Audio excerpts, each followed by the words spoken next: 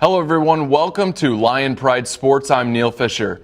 A couple special guests on today. We'll have Lindenwood Women's Gymnastics Head Coach Jen Llewellyn in her 6th season, who has helped the program win conference championships and national championships.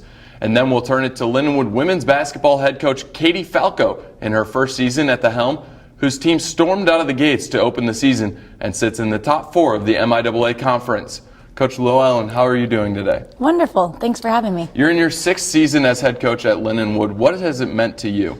It's just been an incredible journey to be able to be a part of the beginning and the first team ever, and just to watch the growth of our young ladies and the program as a whole.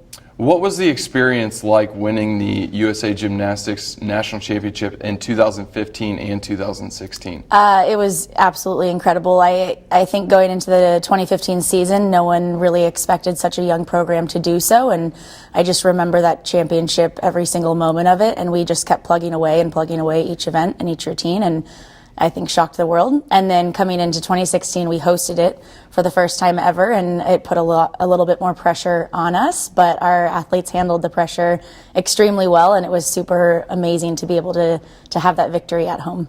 You guys have finished in the top of the MIC conference for the past 3 seasons. Mm-hmm. What challenges have you guys faced, if any, during that stretch? Yeah, I think it's after you win something and every team in the country knows that you're capable of being that successful, and we've only brought in better recruits, so you have that target on your back. So it's just teaching our young women how to handle that pressure and not allow outside factors to control how they perform. So it's been a challenge, but they've risen to the occasion every single year. What do you look for in recruits when you go out? Yeah. A bit of everything. So gymnastics, they've done this ever since they were as young as 2 years old. And so they've done the sport and they've done the skills for so long. It's the competitive factor, the girls that have been through hardships in their life so they can persevere, and they're able to stay tough and resilient because our season and preseason is so long. We start in August and we don't start competing until January. So we want athletes that love the sport, that have a lot of passion, that care about academics as well as athletics, because at the end of the day, we can't do professional gymnastics, and we just want athletes that are going to continue to build our legacy. How hard is that legacy to uphold, being that you have to be a student athlete and focus on school and athletics? Mm-hmm. It's tough, but they know going into it, it's part of it, and we really try to find a good balance of academics, athletics, and a social life as well, and we want them to have a well-rounded career, and really just enjoy every aspect of it. For someone that doesn't know much about gymnastics, can you elaborate on the different aspects of a meet? Yeah, so a typical gymnastics meet is anywhere from an hour and a half to 2 hours, depending on how many teams are there. And most meets that we go into, there's at least 3 to 4 teams. So there's 4 events, vault, bars, beam, and floor, and there's 6 athletes that go up, and only 5 scores that count to the total team score at the end. And it's just really fun. It's a lot different than what you see on the Olympics because you cheer and it's exciting. And I think a lot of people that watch gymnastics, they think it's kind of like golf where you don't know if you can yell or cheer or anything. So when you go to college gymnastics, it's really, really fun for our athletes because they really enjoy it, and it's a team sport, whereas they've known their whole life it's an individual sport. So coming into college, it's really kind of the celebration of all of your years of hard work, of being able to just perform and have a different outlook on the sport in general. So be loud, have fun, and don't be afraid to cheer.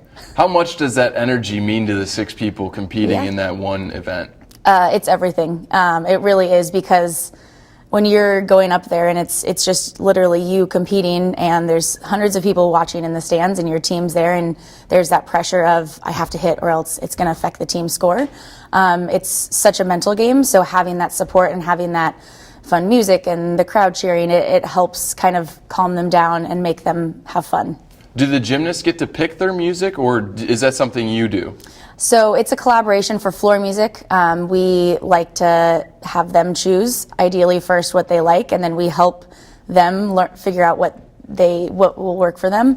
And then sometimes when we go into dual meets and we go one at a time on beam, the girls will be able to have beam music so they can listen to music while they're going, but that's not very often. So how are these events scored? So it's out of the perfect 10 is obviously what we're searching for. And each event, except for vault, each skill has a start value. So every gymnast starts from a 9.5, and then they have to pack bonus and connections of different skill values into their routine in order to start from a 10.0, and then from there the judges score what they see and kind of nitpick. So you're in your 6th season. Do you have the same motto going into every season, or is it different from season to season? Overall, it's the same. I think our goal as the newest program in NCAA is to continue to break barriers every season and to continue to be better than we were the last season. And we have been able to, thankfully, with getting good recruits and just having good people on our program. But every year we just are trying to have a different theme for the team based on the athletes that we have. What has been the most challenging part about coming season to season and creating something new? Every year you're faced with challenges, but I think we just have so much buy-in that I'm a very optimistic person, and I think we try to recruit kids that are optimistic, that just love what they do, and it makes it a little bit easier. But we always say adversity is the best teacher, so we just kind of go through that. I know in other sports, teams have to worry about the other team, and scouting reports are big in other sports. Is that something that you guys even worry about, or just worry about yourself and your team? We worry about ourselves and our team. I don't know how other coaches coach defense, because that's something that's mind-blowing to me. But our biggest adversity is their athlete's own mind, because it is such a mental game. I guess it would be similar to golf. So we teach a lot of the mental aspect. We do a lot of visualization. We do a lot of mental choreography and keywords for in their routines. So I'd say, that's the biggest kind of challenge there. And when we go up to compete, we kind of compete against the whole country. We don't just try to win and lose. That doesn't matter to us. It matters about the score most. So what does competing against the country mean to the 6 individuals going in that one event? I think going into a meet, we don't focus too much on we're competing against the country. It's how are we going to be better than we were last week? And then the results will come and take care of themselves, and then the rankings will come, and the success and the wins will come there. So Courtney Mitchell, sophomore, tied for the 3rd highest score in program history in the all-around. What did that mean to her and the team? Yeah, she's really coming into her own this year, and it's been really exciting to see that talent come into full fruition. She was capable of it last year, but in her freshman year, trying to figure out her capabilities there, and she's really just taken her talent and ran with it, and each week gets better. And I think she shocks herself more than anything, and she's like, wow, I'm really capable of this. And then as a team, it's great to have that score, because it helps us be better in the end team score all around. Who has been the leaders of the team this year, and like the soul, like getting everyone together and fitting perfectly? Yeah, I'd say we have a lot of those. We don't do team captains ever, and I think everyone has a very important role on the team, and we talk a lot about each person's role, whether it's in the gym, out of the gym, academics, athletics, whatever it may be. But we have Brianna Franklin, who's very loud, and she's kind of the one that keeps the mood light on the floor and starts cheers. And then we have Andy, who's a senior, and she's just a rock for us and has performed flawlessly every single meet and is so mentally tough that she's able to kind of keep that focus. So we have Bree, who's loud, and then Andy, who's kind of focused and can keep everyone in line, and then just everyone contributes equally on the floor. So what does it mean to you guys competing at home? You don't have very many home competitions than away. What does it mean to you when you guys see fans in the stands at Highland Arena? Yeah, it's awesome. I think gymnastics is such a fun sport to watch at the collegiate level, and we've had such a great fan base throughout the years, and our goal is to continue to grow that every year. But our parents do a phenomenal job of traveling and being at meets, and they've started a new cheer a couple years back that after every routine they say LU, LU, LU Lions, and I think that's kind of spread to the student section and the other fans that come. But it's huge to have that support for our athletes and just for the program as a whole. Your guys' next competition at home is February 17th against Texas Women's University. If someone was coming out or wanted to come out, what would they look for in the competition?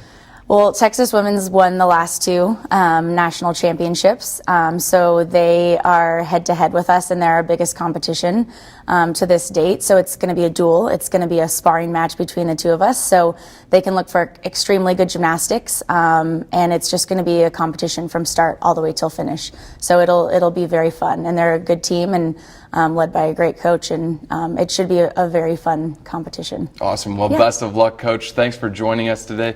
That will do it for Lindenwood Gymnastics head coach Jen Llewellyn. Watch them compete Sunday, February 17th at Highland Arena against Texas Women's University. Coming up, we'll have Lindenwood women's basketball head coach Katie Falco, who is in her first season as head coach for the Lions. Next on Lion Pride Sports. Bye-bye. Hi. Hoping for a crisp breeze to help keep you alert. Oh, he took a sip of water too. That'll probably help. You were probably going to turn down the radio too, so you could focus, right? Probably okay isn't okay. Right. If you see a warning sign, stop and call a cab, a car, or a friend. I think the water line is what really drove it home. I blew on him.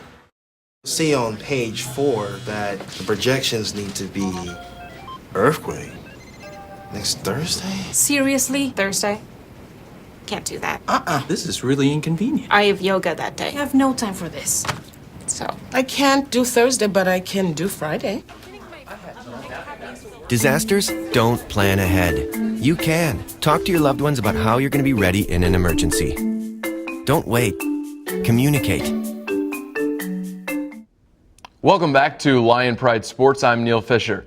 The Lindenwood women's basketball team had a tremendous 2018 campaign, but in 2019 they have played better than ever. Joining us now in her first year as head coach at Lindenwood, Katie Falco. Coach, how are you doing today? Doing very well, thank you. What has made the biggest impression at Lindenwood thus far for you? Oh wow, that's a fantastic question. I would just say the people. I absolutely love the people here at this university, and I really love the team that I've inherited, and so just the ability to come every day to a job that I really enjoy and surround myself by people that are wonderful. I really appreciate that. The team that you inherited had a great season last year and continued to have a great season this year. You're in the top of the MIAA. What transition did you make coming into the program?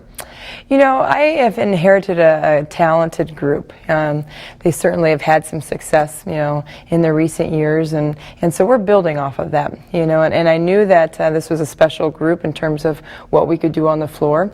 The biggest thing that we talk about is consistency, being able to do it game in and game out and play at a level that's really elite all the time, and so we're learning that, and it's been a really fun experience so far. You guys started the season off very elite. Yeah. You got ranked 24th in the nation, and what did that mean to the program?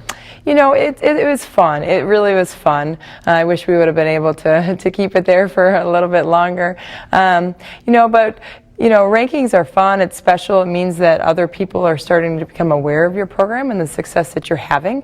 But at the same point, I talk with our team about the rankings at the same standpoint don't mean a whole lot, you know, because it is forever fluid, and what you have to do to be able to maintain that and how you finish the year is really what we're looking for. And so we appreciate the recognition. That's really fun. But we need to take care of our business on a day-to-day behavior and how we execute on and off the floor, and to be able to sustain that throughout a really long season. In a great MIAA conference, do you guys feel that you have an X on your back coming into games? You know, it's fun because of the championship that the team won last year in the conference tournament. I do feel like people were aware of who Lindenwood was and what the ability of this program is.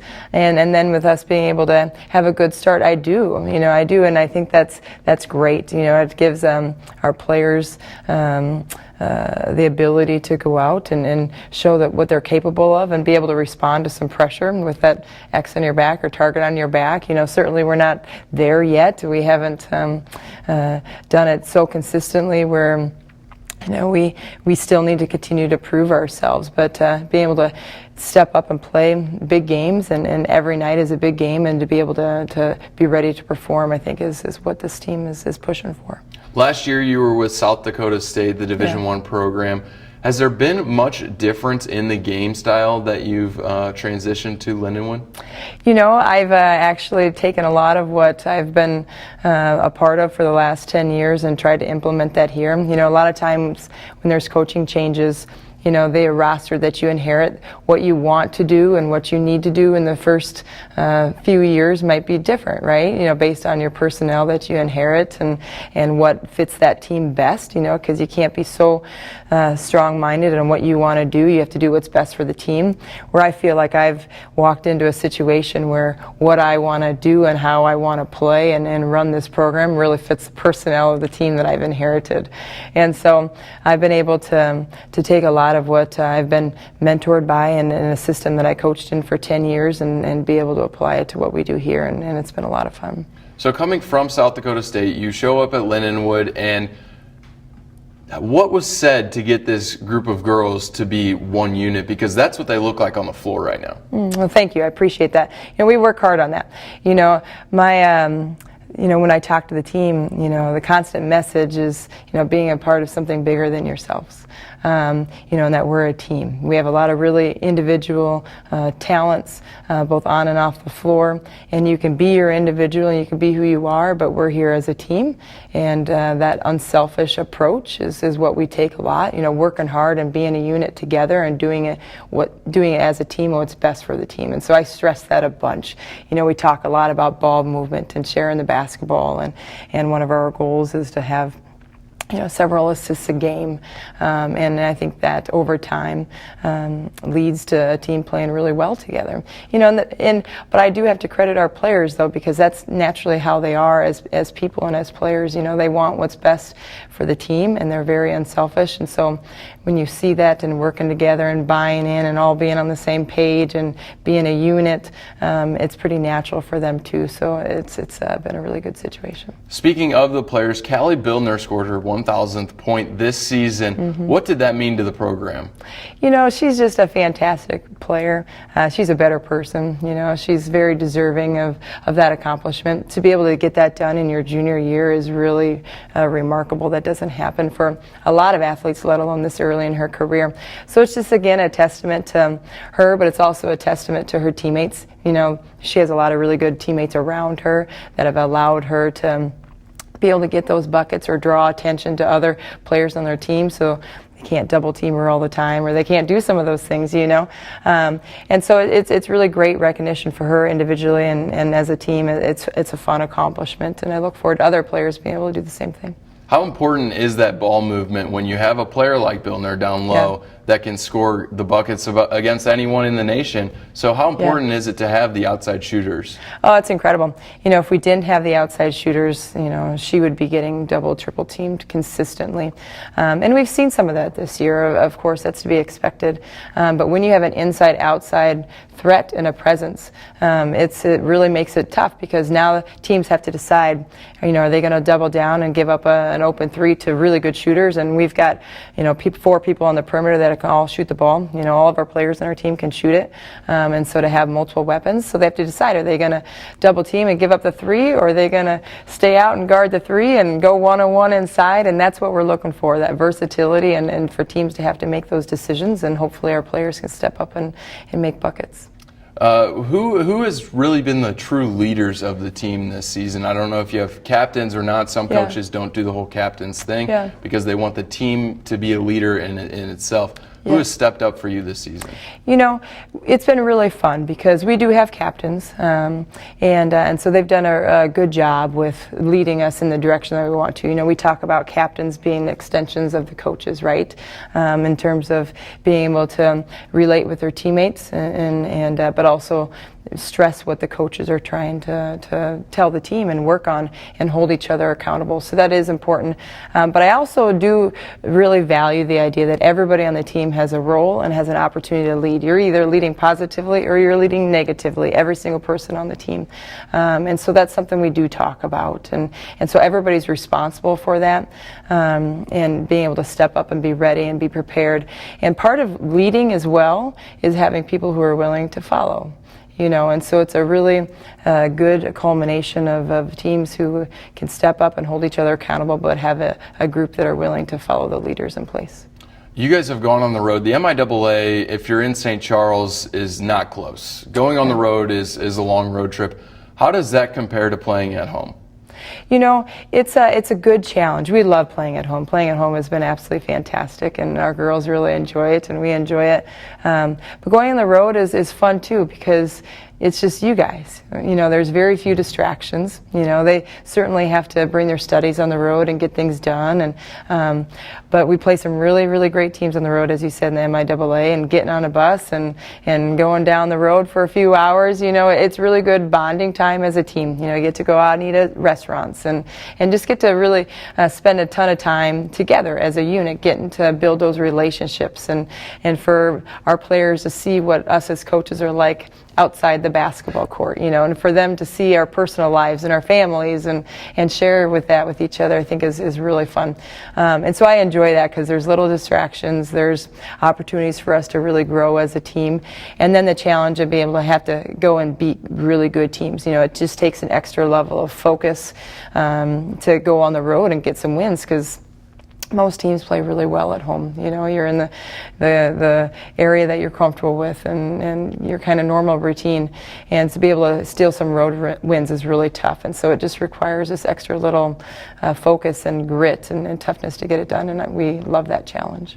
So you guys have 8 games left this season. 5 of them are at Highland Arena. Mm-hmm. What does that mean to the players? Oh, it's great. You know, college basketball is the longest collegiate sport. And so, you know, when you're thinking of being able to sustain a level of intensity and focus over several months, to be able to be at home for the last portion of it is great. You know, your bodies start to, you know, get a little fatigued, and the mental focus is really, really important at this time of year. So to be able to finish with a stretch at home, I think is really important. Sleeping in their own beds, missing less class time, you know, and then there's just that extra intensity and excitement as the end of the year kind of comes to us. And so you love to be able to have the games at home, and for our schedule it's balanced pretty well, and so we're excited about the opportunity.